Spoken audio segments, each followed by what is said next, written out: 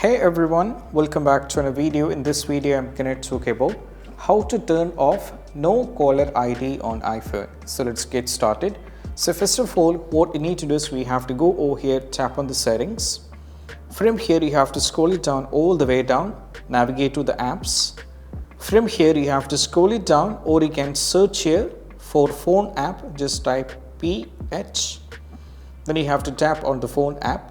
Now from here, if we scroll it down, you can see over here there is an option called show my caller ID. You have to tap on it.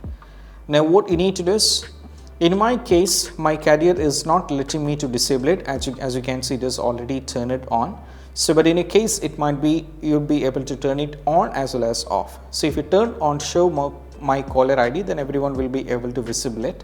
So if you turn it off, then it will be like a private number or something when you're trying to call someone. So this is how we can turn it on. In my case, exception is because of my carrier is not letting me to do this, but in a case you will be having the option to turn it on as well as off.